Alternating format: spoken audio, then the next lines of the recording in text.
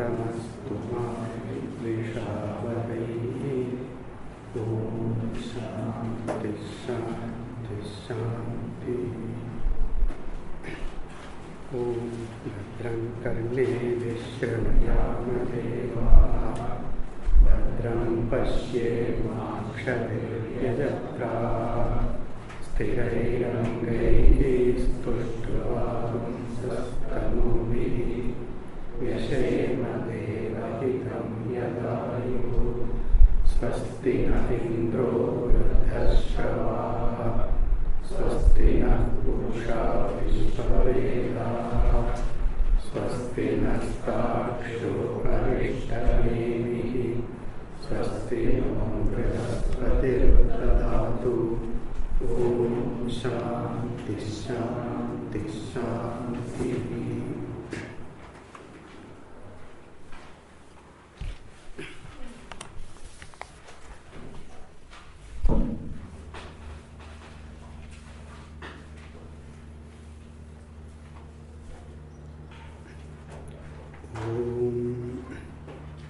Atashvalayano Bhagavantam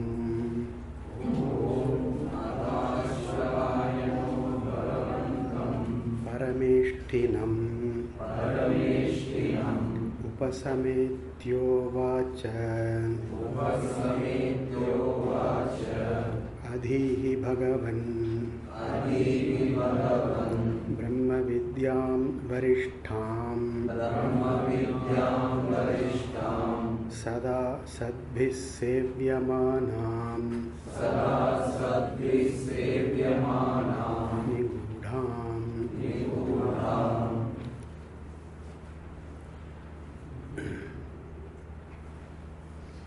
Ashvalayana, one who has come in the lineage of Ashvala, a great teacher, preceptor by himself.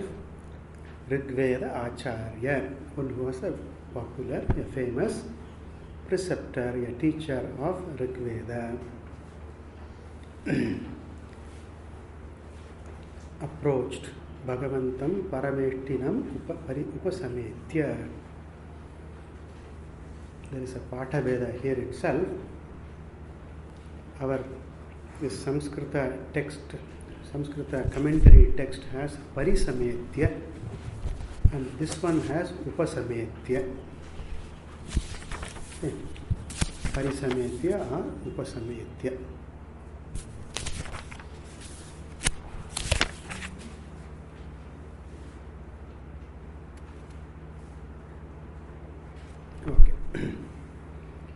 Meaning wise, there is no big difference.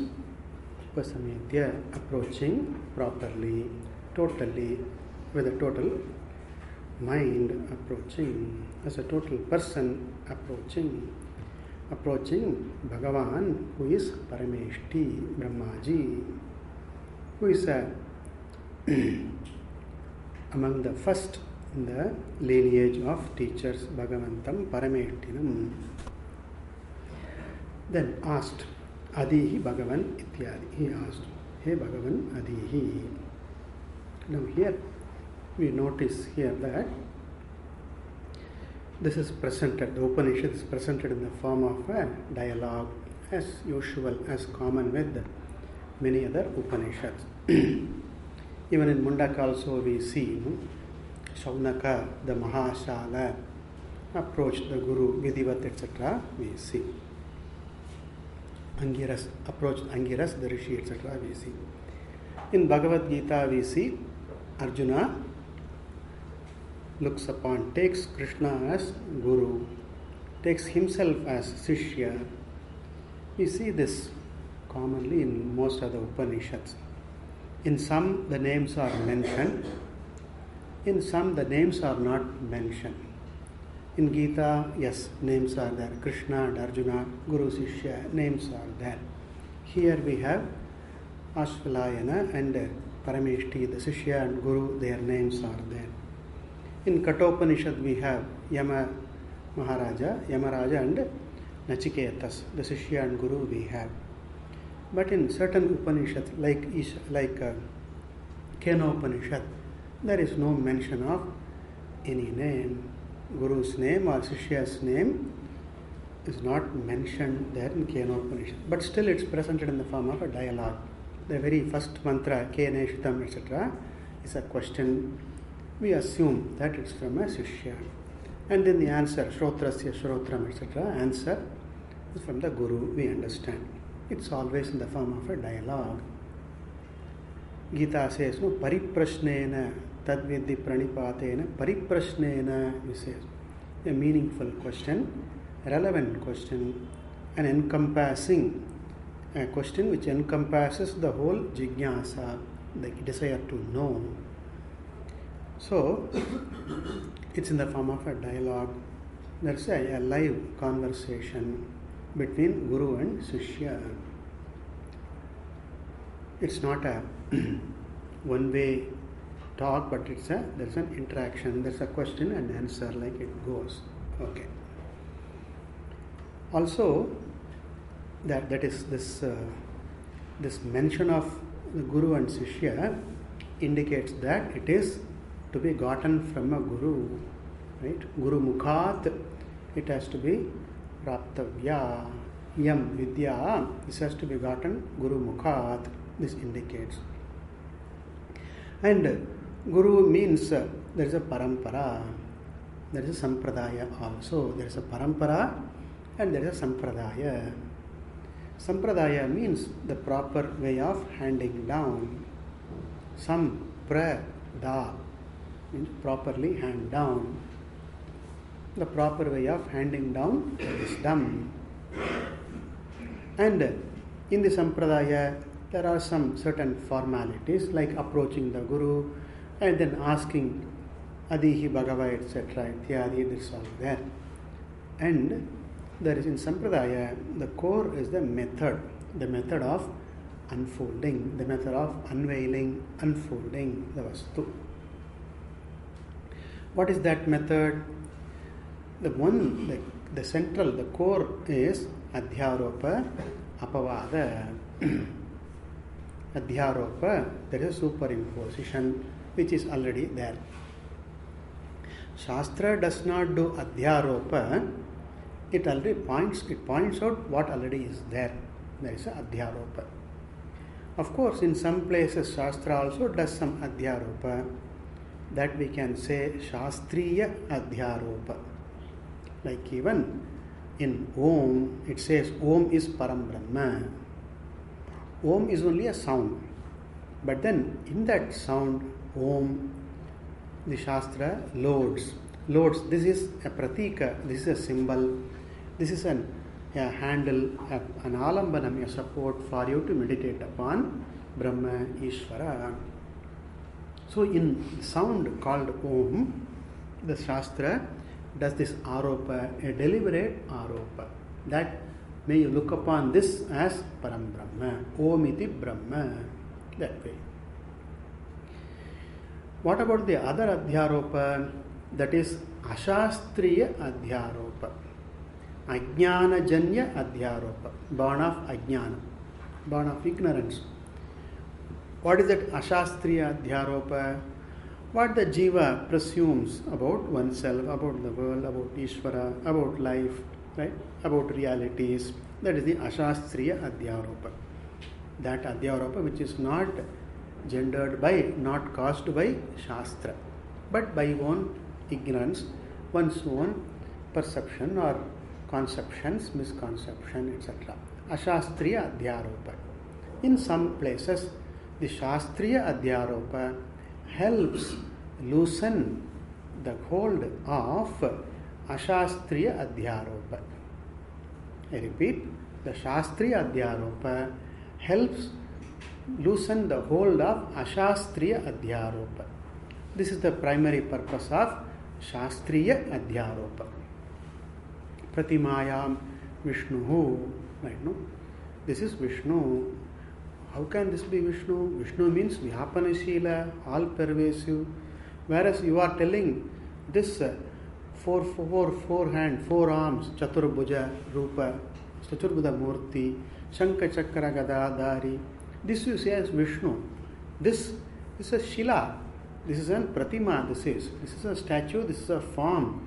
This is not sarvavyapi. But then you say this is Vishnu, this is sarvavyapi. How can this be sarvavyapi when this does not even occupy the entire room?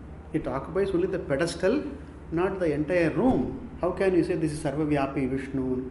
This is Shastriya Adhyaropa there. Okay? So, Shastriya Adhyaropa helps loosen the hold on a person of the Ashastriya Adhyaropa. This is a main purpose of Shastriya Adhyaropa. I always cite this example to explain this. You see, suppose there is a bundle of something, say a bundle of sticks, okay, and it is tied with a rope. A very tight knot is there. And you want to untie the knot, but you find it too tight. You are not able to untie the knot. Of course, you cut the knot, you cut with a knife, upaya is there. We'll discount that now. We want to take the sticks out without cutting the rope. Okay. Right? That is, you have to untie, you have to take the knot out, the rope out, and then take the sticks out. What do we do here? It's a common practice. What they do is, they tie another rope and then put a knot which is tighter than this, okay, tighter than the knot number 1, first knot, and they make sure that the second knot can be easily resolved, can be easily removed, untied. Make an easy knot, but tighter than the first knot. What happens then? The first rope becomes looser, because this ties the sticks bundle tighter. That becomes loose, okay, little loose, and thereby what you can do, you can slide this rope out with some difficulty or with ease. You can slide that rope out, and then what? Then the second knot is there, which is tight, no, tighter than the first. No, this you can untie very easily, right? And then what? You take the sticks out. So Shastriya Adhyaropa is like the second knot, which is tighter than the first. That's why, the Shastra injunctions are difficult to follow, right? It puts a tighter knot on the individual, as if it's tighter than the Ashastriya knot, right? But then the Ashastriya knot can be easily slid off, can be removed. Then the Shastriya knot can be easily untied, right? Easily untied. A very beautiful method, right?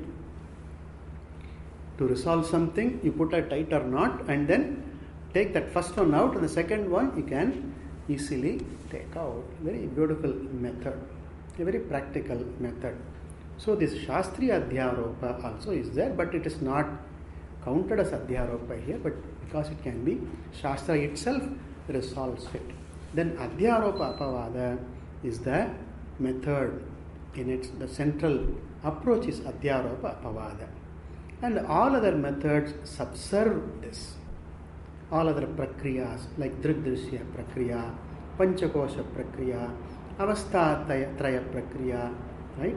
Then this Karanakarya prakriya, whatever prakriya we have, all subserve this Adhyaropa Apavada method. This is the core of Sampradaya. This is the core of Advaita Sampradaya. So Sampradaya means certain formalities and mainly the Adhyaropa Apavada method. So Guru Sishya mention means a Guru, a Parampara, a Sampradaya. Okay, that's why it is mentioned. The names are mentioned to indicate that this is Guru Mukhat Prapta, number 1, Parampara Prapta, number 2, Sampradayena Prapta, number 3. These are the purpose of mentioning the names. Also, fourthly, it also indicates the Adhikaritva. Ashvalayana, the very mention of the name is, it's somebody well known, somebody worth mentioning. Here in the Upanishad, somebody that worth mentioning. What is the worthiness of Ashvalayana that he can be mentioned here? he was a Shishya, he was an Adhikari. That is the idea. So, a person has come down in a great lineage means the greatness of the lineage is imbued by the person, right? Born in this, come in this Vamsha, born in this Kula, born in this Sampradaya means that greatness of it is there. That is the Kula Kirti, the Kula Unnati, the greatness of the Kula is there in Ashvalayana, a great person. Also, he himself was an accomplished person. Rigveda Acharya, the commentary points out. Himself was an accomplished person. That means that's an experienced person, a mature person, Ashvalayana. So even a mention of a name has a significance right here, Ashvalayana. Otherwise, why mention Ashvalayana? What the need? So the Akhyayika, the mention of a narrative, is to point out the greatness of Vidya and then how it is gotten and what are the necessities for having this, gaining this Vidya. These are all indicated by the mention of the names, the Akhyayika. Okay. Now, Adihi Bhagavo Brahma Vidyam Varishtham, he says. Sada Sadbihi Sevyamanam Nigudham. Yeah. We saw the words Adihi, Madhanugrahartam Smara. Okay. Oh sir, hey Bhagavan, oh revered sir, may you remind, may you remember for my sake, may you teach me. This is the Artha, Nishkrishta Artha. Hey Bhagavan, oh revered sir, Ujavan. Now, what I expect you, what I ask you to recite, what I ask you to teach, he says Brahma Vidyam, etc. What is Brahma Vidya? Come to the Samskrita part, Samskrita commentary, second line. Brahma Vidyam. Now he explains the Brahma Vidya word. What is Brahman? He explains Brahmanaha. That he explains. Desha Kala Vastu Paricheda Shunyasya. This is the meaning of Brahmanaha. Brahma Vidya is a compound word. When we break the compound into constituent words, it splits as Brahmanaha Vidya. Brahma Vidya. Brahmanaha Vidya. What is the meaning of Brahmanaha, of Brahman? Desha, Kala, Vastu, Paricheda, Shunya. Shunya, free from, without. Without what? Paricheda, limitation. Of what? Desha, Kala, Vastu. The threefold limitations. Desha, Paricheda, space limitation. Kala, Paricheda, time limitation. And Vastu Paricheda, object-wise limitation. Brahman is free from all Parichinna, Paricheda, because Brahman is limitless. Anantam Brahma, limitless, therefore there is no Paricheda. Paramartha Vastu, the only truth, there is no agent to limit Brahman, therefore Paricheda Shunyam Brahma. The very word Brahma means infinite, big, infinitely big. Anantam, it means Brihatvat Brahma. And it is that very Brahman which manifests as everything. Brahmanatvat Brahma, Brihatvat Brahmanatvat. Okay, being big, being limitless, and it, Brahman alone manifests as this prapancha, everything. Therefore, the word is a meaningful word, Brahma, meaning limitless. And then further, Vidya. Vidya means Buddhihi. Okay. Buddhihi means understanding, knowledge, wisdom. Okay.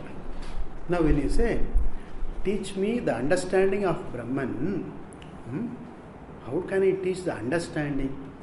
I can teach Brahman, but how can I teach the understanding of Brahman? Therefore he explains, Tat Sakshatkara Karanam. Understanding Brahman as oneself, Sakshatkara, knowing it intimately, knowing it as oneself, Sakshatkara, Karanam, because of which one understands Brahman as one's own Atma. That is called Brahmavidya. The teaching, the methodology, the words, right? The words like Tattvamasi, Aham Brahmasmi, Satyam Jnanam Anantam Brahma, teaching which makes it possible for one to own this wisdom, one have understanding. That is Tat Sakshatkara Karanam. Then further, Tam, Varishtam. Varishta, Vara means noble.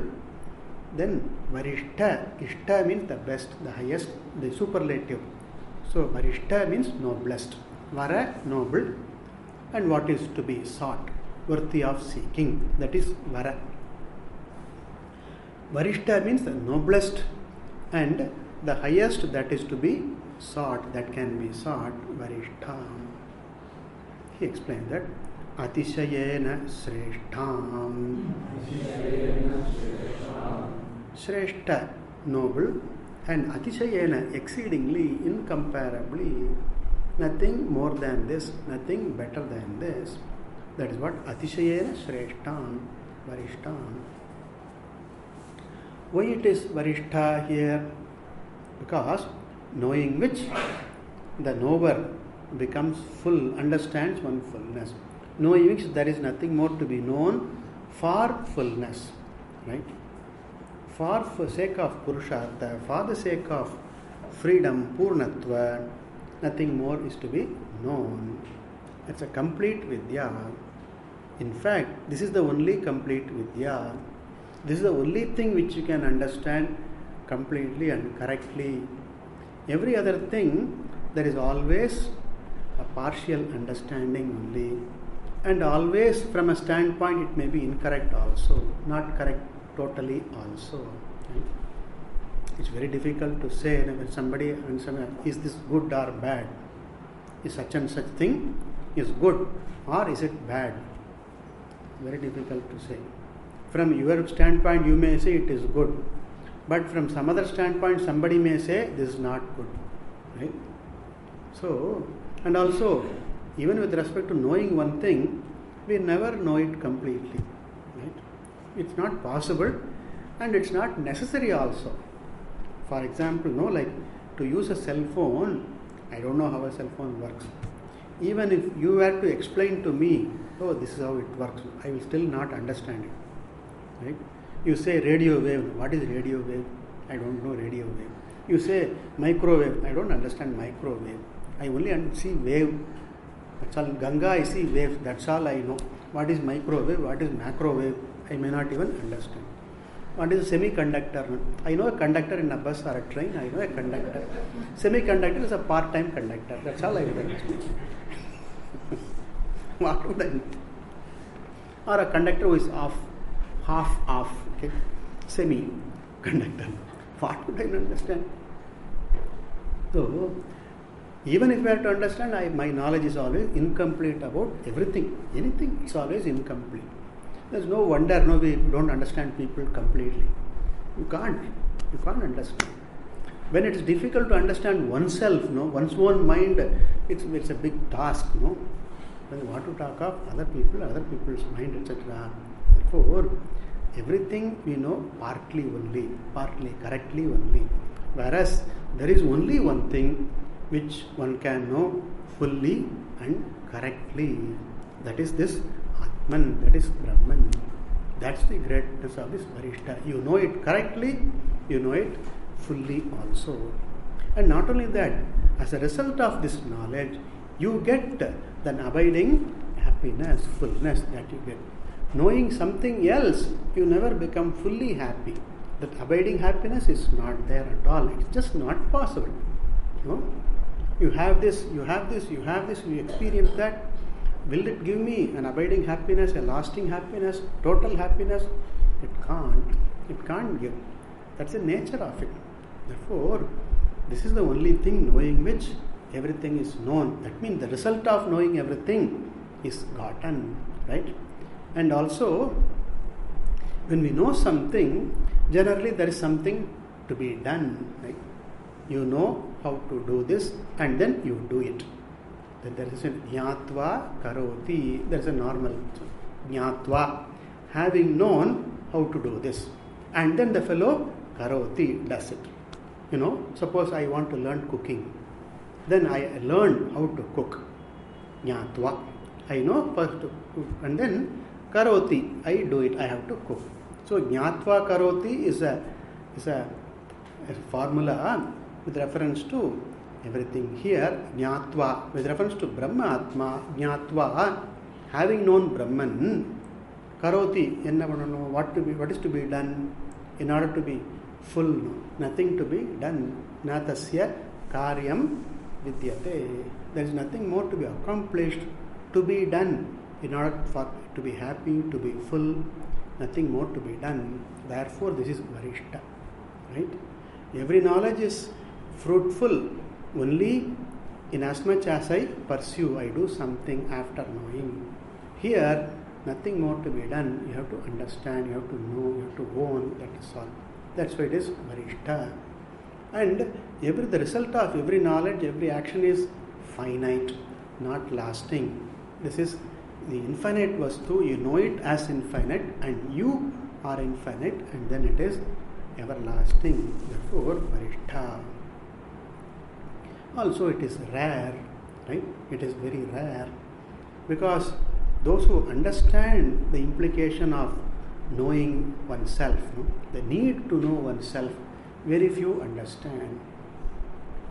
As Gita, Bhagavan says in the Gita, Manushyanam Sahasreshu Kaschit Yatati Siddhaye. Only a rare one among thousands, Sahasreshu among thousands, only one or two make an attempt. See the need to know oneself, Brahman. And then, Yatatam api siddhanam, even among those great people who make an attempt, Kaschit mam veti tatvataha. As such, only a rare person, only a few know me as it is. Therefore, it is rare. Rare indeed. Rare indeed to be a mukshu, rarer indeed to be a jignasu, and very, very rare indeed to be a wise person. That makes it rare. The rarity means it's worthy, its worthiness is pointed out. Varishtam. Okay. And another reason why it is varishta is, it says, Sada Nityam. You follow the vein of this flow of this Sada. The Sada is a word from the Upanishad, and the explanation is Nityam. Okay, that's how the commentator proceeds. Sada means Nityam, always. Sadbihi, by noble people, by saintly people, noble people, people of wisdom, people of nobility, character, maturity. What is Sadbihi? What does it mean? He says, Dehadishu Atma Buddhi Shunyaihi. People who do not hold on to this idea anymore. What is it? Buddhi, Dehadishu, Deha, etc. Body, mind, senses, ego, in all that. Atma Buddhi Shunyaihi. They don't have this Atma Buddhi in all this. They understand these are Anatma, which is Kalpita on Atma. Ajnanena va, Mayaya va, Kalpita. These are all Kalpita. Deha, body, mind, sense are Kalpita on Atma. Therefore, this is not Atma. This is Anatma. Kalpita, that is the idea. The truth of it is Atma, but this Dehadi is Namarupa. Right? The pot is not the substance, clay is the substance. Those who are free from this notion that pot is the substance, who are they? Who know that, who understand that clay is the substance. So too, those who are free from this buddhi, dehadishu, atma buddhi, shunyaihi, free from this buddhi notion with reference to deha, etc., as atma. Sadbihi. Okay, noble people, saintly people. Then Sevyamanam. What is sought consistently, sought regularly, sought? Sevyamana, sought means Hridaye Driyamanam. Hridaya, what is the closely in one's heart, right? Hridaye Driyamana, what is held closely in one's bosom, close to oneself, as what is most sought. That is the Hridaye Driyamanam Sevyamana. What one values most, right? The noble people value this most, value Ishvara most, right? Sadbihi Sevyamanam.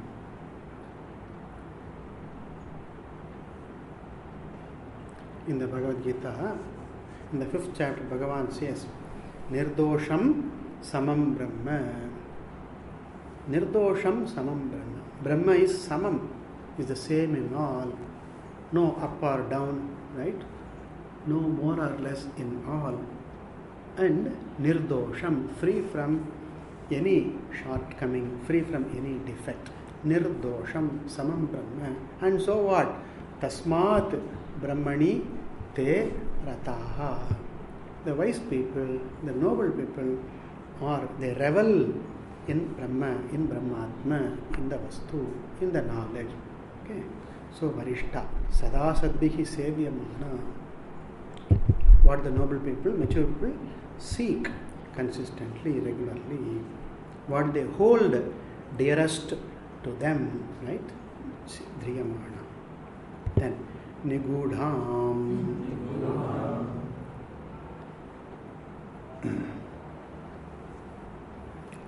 Niguda means hidden. Guda means hidden. Ni Guda means hidden well, very well hidden. Right? What is this hiding here? If one thing which cannot hide, it is Atma, it is Brahman, which cannot hide. Right? Because, see, suppose I want to hide myself. I behind myself, behind some sheet, some screen, some cupboard, I can hide. That cupboard is other than me. I can hide behind something which is not me. Okay. But then, behind what Atma can hide? Where can Brahman hide? Brahman can only hide behind what is not Brahman, what is not Atman.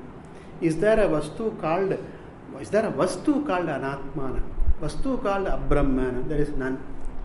Or poor Atma cannot hide. Anything else can hide, but Atma cannot hide. Poor Atma cannot, always exposed.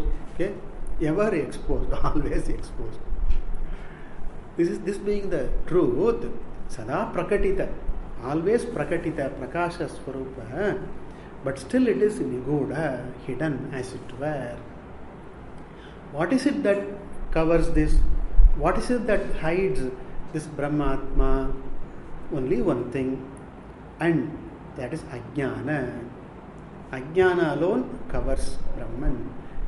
In fact, Ajnana does not cover Brahman. Brahman appears to be covered by Ajnana, that's all. Like even my hand cannot cover the sun, because my hand is too puny, too tiny to cover the sun, but as if it appears, effectively it covers the sun. Okay? So too, Ajnana covers. In Gita again, Ajnanena Avritam Jnanam Tena Muhyanti Jantavaha. Beings are deluded because by Ajnana, this wisdom or the Vastu is covered, as it were, it is covered. Ajnanena Avritam Jnanam. Right? Ajnana is so powerful, even though it is not a true entity, right? Not a true entity, even though it lends existence, it borrows existence, not lends, it borrows existence from Brahma, right? That Ajnana is there, Ajnanam Asti. When I say ignorance is, when I say the is Brahman. Is Satchit Atma, Satchit Brahman. But it becomes so capable that it can hide the very adhisthana, right? That's the Maya Vilasa, this Agatita Gatana, Patiyasi Maya. This is the great power of Maya, veiling power of Maya. What does it do? Covers what exists and then projects what is not there, right?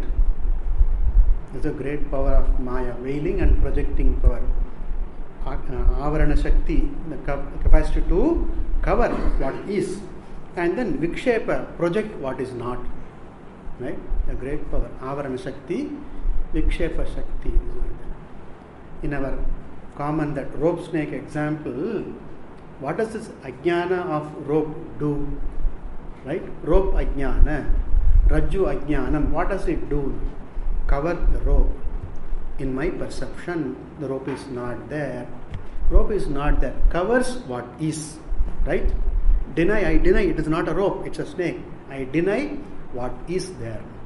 And then I project what is not there. A rope, this is a snake, I say. The snake is not there, that is thought of as existing. And what is there, that is thought of as non-existent.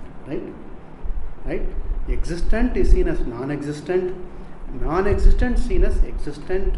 This is the veiling and projecting power of Maya.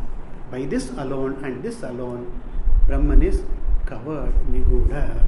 Right? When kids play a game of hide and seek, no? As a part of the hide and seek, what do you call that? They hide something, hide some object somewhere, right? And then one kid has to find out where it is hidden in the room, right? It's a thief, what is called that? Whatever. Hide and seek, the person hides. Here we hide some object, okay? Put something, say, hide this cloth somewhere, and then some kid has to find out. Lost and found, like something like that, okay? Hidden and found. Many times the children hide it somewhere, and then it's very difficult to find. Sometimes they just put it on the top of the table, right? And then this kid comes and then looks all around, doesn't suspect that it is right on there, right in front. It is there, but then the fellow does not think it can be so exposed, doesn't think it must be hidden somewhere. It is hidden somewhere in some unfindable place, difficult to find place. Goes about looking here and then looks into the shirt and all that. Takes a lot of time for the fellow to find. It's so exposed that the fellow doesn't suspect that it can be so exposed. Right? So where is Brahman now? Brahman. This we suspect least. Where is Ishvara? Where is God? I look up everywhere else. I don't look into me. Kathopanishad says, Paranchikani vitrinat swayam tasmat parang pasyati na antaratman. This fellow is outward looking, always looks outward. Where is Ishvara? Looks elsewhere. Doesn't doubt that Ishvara is here as me. Doesn't doubt.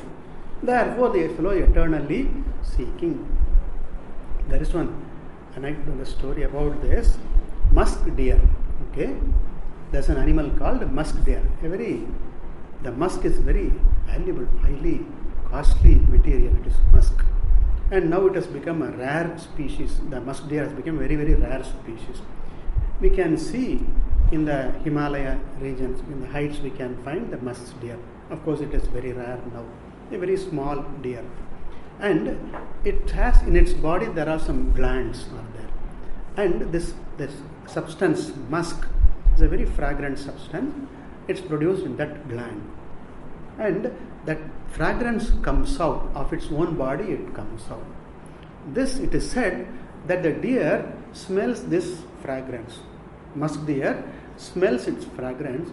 And it goes about looking, where is this coming from? This nice fragrance, where is it coming from?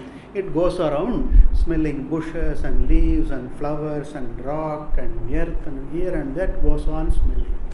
It never suspects that this musk, this fragrance is coming from me. I am that fragrant entity from where this fragrance comes. The musk deer doesn't suspect, so it goes on searching here and there and there. So for that musk deer, the source of this fragrance is hidden. Okay, never suspect that it is me. So too, where is Ishvara? Where is God now? You, the Atma, is Ishvara. Never suspect. Therefore, Niguda. Okay. Nitaram Guda.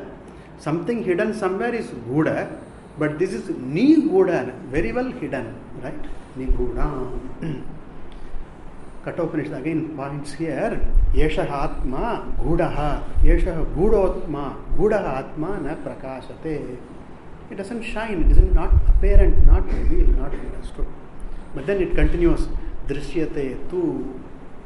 Very beautiful. Kathopanishad. Drishyate tu. Whereas it is seen, it is known.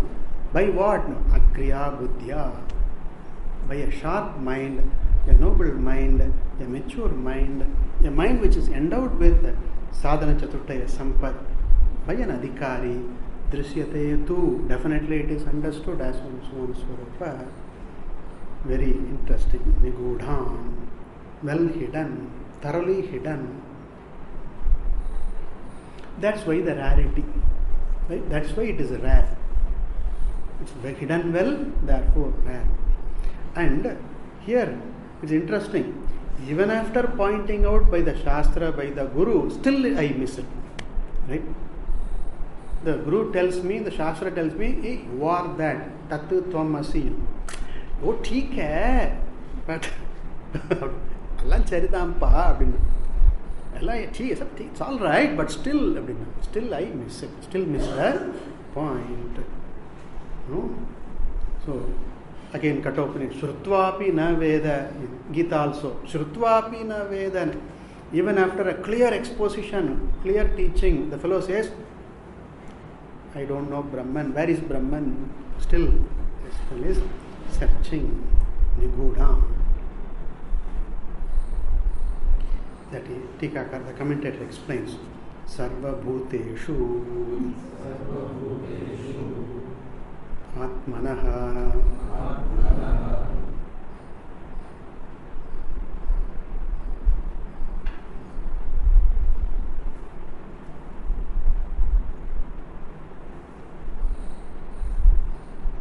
some question mark is there. What could be the proper reading, etc. Sure. Vidyamanayam api avidyaya nitaram samvritam. The ni means nitaram, means very well. Guda means samvrita, covered, very well covered, thoroughly hidden. Ni Guda, nitaram samvritam. By what? Samvrita, covered by what? Avidyaya, by ignorance. What a tragedy. Even though sarva bhuteshu atmatvena vidyamana api. It is the Atma, everything, the truth of everything. It's like the wave searching for water everywhere else. Right? Where is water? Where is water? Where is water? The wave goes on searching for water. Our clay pot goes on searching for clay. Comes and asks everyone else, hey, where is clay? Where is clay? Have you seen clay? I want to become clay. Clay is the truth. I want to become clay. Who says? The clay pot goes on searching. Avidyaya nitaram samvritam is there. And that's why I come to you, sir. It is Varishta, I value it. Right? It is Purushartha. Therefore I value it. But then Niguda, I don't know it. I can't know by myself also. Right? I've tried perhaps, but then I couldn't find it out by myself. Niguda it is. So hidden that I can't figure it out myself. That's why I come to you, Guru. That's why I seek you. Right? It is Niguda. I can't figure it out myself. But at the same time, it is Varishta, the most worthy, which is my Purushartha. Therefore, I come to you. Therefore. And also, I have the inspiration. I have the guidance. I have seen great people. Sada Sadbihi Sevyamana. I have seen people, great people, searching and finding out and then owning that wisdom. I am influenced by them. I am what I call, I am guided by them, Sevyam, Sadbihi Sevyamana. So it's not a worthless search, right? It's sought by the noblest, and therefore I seek this from you. May you teach. And then, what does one get by knowing Brahmatma Swarupa? That is said in the following mantra. There is a correction here in this sheet here. It's printed as Yatha. It should be Yaya. Sanskrit, this part is alright. Here it is printed as Yatha. That's a mistake. Printed as Yaya. Instead of Tha, it should be Ya. Yaya Chirat Sarva Papam Vyapohya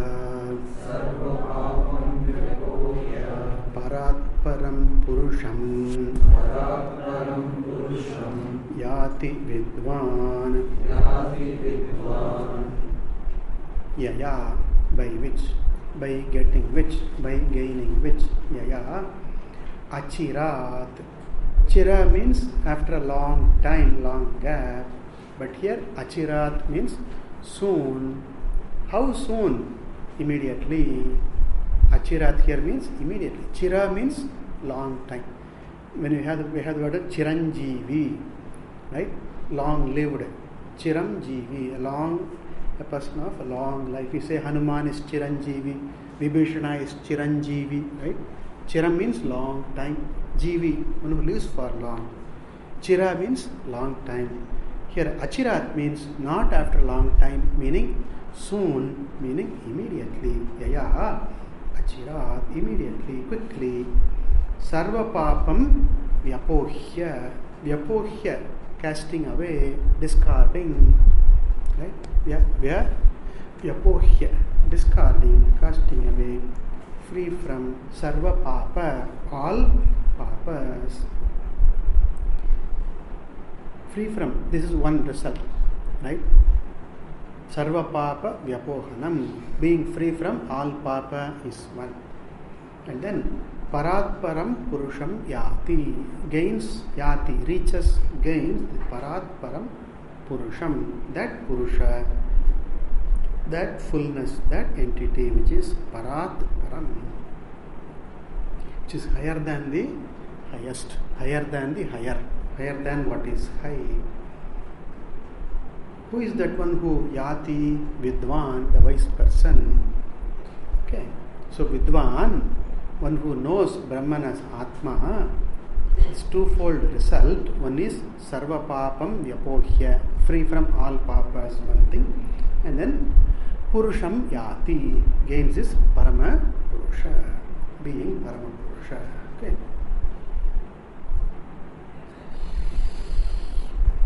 Now we look into the commentary a little bit. Continuing the Sanskrit commentary. Yaya Brahmavidyaya. Yaya means by which Brahmavidya, by the Vidya of Brahman. Achirat means Adirghena, Kalena, Kala time, Adirga quickly, Dirga is long time, long gap, long interval, Adirga is quickly, soon, Adirghena Kalena, very quickly, immediately. Further, Sarvam Papam, all papas. What is this papa?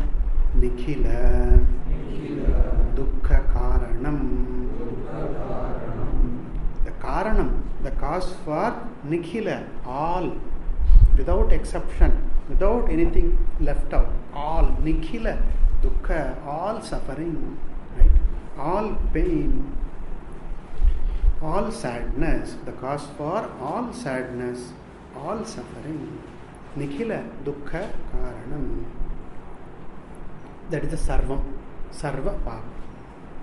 It's not like, no, I go on becoming free from one Papa and then another and then another and then another.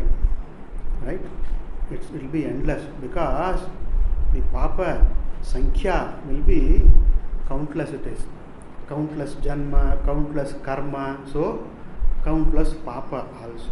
If I were to remove one by another, erase one papa, erase second papa, third papa, okay, I'll be free. To that extent I'll be free, but then I can't be totally free from all papa.